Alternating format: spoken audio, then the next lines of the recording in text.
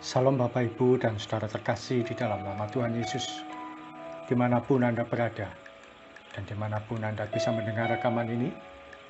Kita bertemu dalam program sharing firman Tuhan dan doa pagi, yang hari ini saya akan bacakan firman Tuhan dari Mazmur 37 ayat 3-4. Firman Tuhan mengatakan, "Percayalah kepada Tuhan dan lakukanlah yang baik.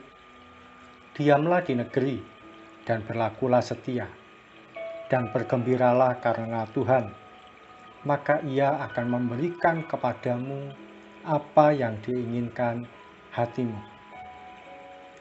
Impian merupakan suatu cita-cita atau keinginan yang seringkali tidak ada dasarnya atau tidak ada alasan untuk tercapai. Saya ulangi sekali lagi, mungkin di antara kita pernah punya impian. Impian merupakan suatu cita-cita atau keinginan yang seringkali tidak ada dasarnya atau tidak ada alasan untuk tercapai. Mengapa demikian?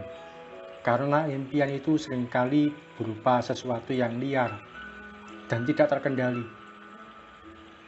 Impian yang besar dan penuh imajinasi yang kuat, tanpa sadar akan menembus alam bawah sadar kita, sehingga bila ditekuni atau seperti ayam yang mengerami, maka impian itu akan tembus menjadi kenyataan. Seseorang yang menerima nubuatan atau pesan Tuhan atau didoakan, itu seperti seorang yang bermimpi. Mengapa? Karena kan semuanya itu belum terjadi sampai waktunya penggenapan. Ada beberapa orang dalam Alkitab yang kehidupannya itu seperti mimpi. Awalnya tidak mungkin, lalu menjadi kenyataan yang tidak terbantahkan. Yusuf menerima mimpi saat usia masih muda, sekitar 17 tahun. Bintang dan semua benda-benda langit tunduk kepadanya. Tapi mimpi itu tergenapi dalam hidupnya saat usia 30 tahun. Butuh waktu belasan tahun dan melalui proses hidup yang tidak pernah mudah. Daud diurapi menjadi raja saat usia sekitar 15 atau 17 tahun. Tapi tergenapi saat usia 33 tahun. Ada rentang waktu belasan tahun dengan proses yang tidak mudah pula, seperti halnya yang dialami oleh Yusuf. Tahun 2002 saya mendapatkan penglihatan akan menjadi seorang yang punya banyak anak, sampai puluhan anaknya. Hari ini tahun 2021 ketika saya tengok ke belakang, ada banyak anak-anak rohani yang Tuhan pernah percayakan untuk saya bimbing dan arahkan dalam mengenal Yesus. Saya ingat sekali, waktu itu saya hadir di sebuah ibadah di Tunjungan Plaza 2, ada sebuah gereja baru. Dan Tuhan memberikan saya penglihatan bahwa ada seseorang yang punya anak begitu banyak di sebuah istana. Dan Tuhan berkata, itu anaknya. Belakangan saya baru menyadari bahwa itu adalah anak-anak rohani yang Tuhan percayakan. Ketika saya SMA, saya pun pernah bermimpi, Tuhan, saya kepingin khotbah di hadapan pemimpin-pemimpin Tuhan. Tapi saya masih kecil, saya masih SMA, saya masih muda. Apa yang bisa saya lakukan? Tiba-tiba tanpa terduga, ada undangan dari seorang teman saya. Dia pengurus OSIS berkata, "Ki, kamu khotbah di antara anak-anak calon pengurus OSIS yang Kristen dan Katolik. Jadi ada pembinaan iman, yang Muslim sendiri, yang Kristen Katolik sendiri. Dan Tuhan izinkan saya membekali mereka dengan kebenaran firman Tuhan. Saya sampaikan di 1 Timotius 4 ayat 12. Jangan seorang pun menganggap engkau rendah karena engkau muda."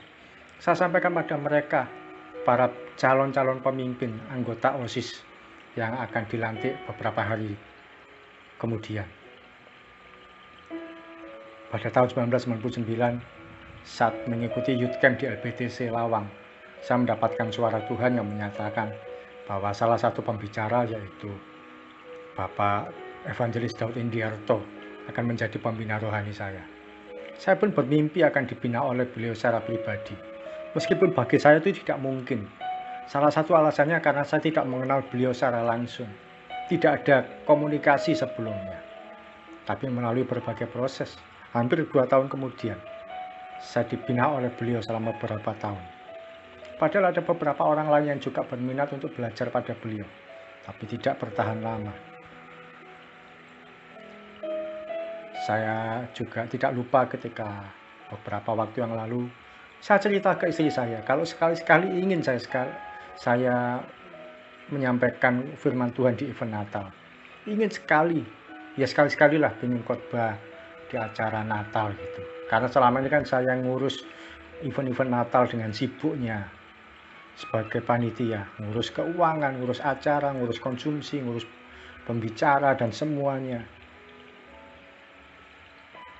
Oleh kasih karunia Tuhan, saya tidak lupa tahun 2018, ya Natal 2018 yang dirayakan 2019.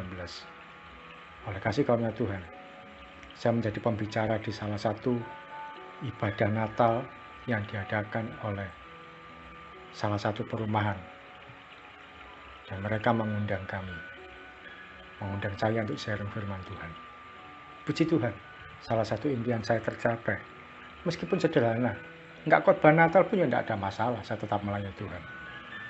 Tapi oleh kemurahan Tuhan, Tuhan izinkan saya untuk mencapai satu impian. Impian kita yang paling dalam, yang liar dan akan menerobos masuk dalam alam nyata kita. Firman Tuhan mengatakan, percayalah pada Tuhan, maka Dia akan memberikan keinginan hati kita. Jangan pernah takut untuk bermimpi. Maka suatu kali ketika impian kita menjadi nyata, kita akan melihat betapa Tuhan Yesus itu baik dan ajaib. Impian yang sesuai dengan hati Tuhan akan menunggu waktu untuk menjadi penggenapan. Sampai hari ini saya masih terus punya impian. Bahkan saya sering membayangkan bahwa saya sudah menerima hasil mimpi itu. Meskipun kenyataannya saat ini tidak semudah yang dibayangkan. Ada kesakitan yang dialami, ada kesulitan yang dihadapi, dan ada kesesakan yang harus saya lalui. Tapi ketika kita berjalan bersama dengan Tuhan, Dia akan, dalam tanda kutip, memperalat orang-orang tertentu untuk membantu kita meraih impian. Dalam kehidupan sehari-hari, kita juga perlu impian. Yang sedang mengalami kekurangan, bermimpi mengalami kelimpahan. Anda yang sakit, bermimpi untuk sembuh. Anda yang sedang gagal dalam hubungan atau usaha yang dijalankan, mulai bermimpi untuk berhasil. Yang sedang bermasalah dengan orang lain, bermimpi untuk menjadi beres. Yang sedang tidak baik hubungan dengan keluarga, hubungan suami istri, hubungan orang tua dengan anak, bermimpi bahwa keluarga Anda menjadi baik dan harmonis. Ada banyak hal kita perlu bermimpi, dan kita bawa impian itu pada Tuhan. Maka apabila Dia berkenan, mimpi itu akan menjadi penggenapan yang sempurna. Saat kita mengalami penggenapan dari mimpi itu, kita akan melihat betapa orang lain akan terheran. Bagaimana mungkin bisa hal itu menjadi kenyataan? Mereka akan bertanya-tanya dan terheran-heran. Sebab kita punya Allah yang ajaib, Allah yang luar biasa. Namanya Yesus. Mari kita datang pada Tuhan. Tuhan Yesus, terima kasih untuk kebenaran firman-Mu yang boleh kami terima. Kami mau Tuhan belajar bermimpi, berani bermimpi. Mimpi yang baik, mimpi yang indah, mimpi yang menggerakkan kerajaan sorga. Dan kami percaya impian-impian itu Tuhan, kalau berkenan di hadapan Tuhan, tidak ada yang mustahil terjadi bagi kami. Sebab firman-Mu sendiri yang berkata, percayalah pada Tuhan, maka Tuhan akan menyediakan apapun yang diinginkan oleh hatimu. Kami tidak mau membatasi kuasa-Mu, kami tidak mau membatasi cara Tuhan bekerja. Lanjutkan karya-Mu Tuhan dalam kehidupan kami. Kami mau belajar bermimpi, bermimpi yang besar, sebab kami punya Tuhan yang besar. Di dalam nama Yesus, terpujilah nama-Mu Tuhan. Kami siap melangkah sepanjang hari ini. Kami percaya impian-impian kami akan menjadi kenyataan. Berkat-Mu, kebaikan-Mu, keajaiban-Mu menyertai anak-anak-Mu mulai pagi sampai malam, bahkan sepanjang umur hidup kami. Dalam nama Yesus kami berdoa. Amin. Selamat menjadi pribadi yang berani bermimpi. Salam dari saya, Yogi Raharjo dari Mitspa Ministry. Tetap setia sampai garis akhir. Tuhan Yesus memberkati.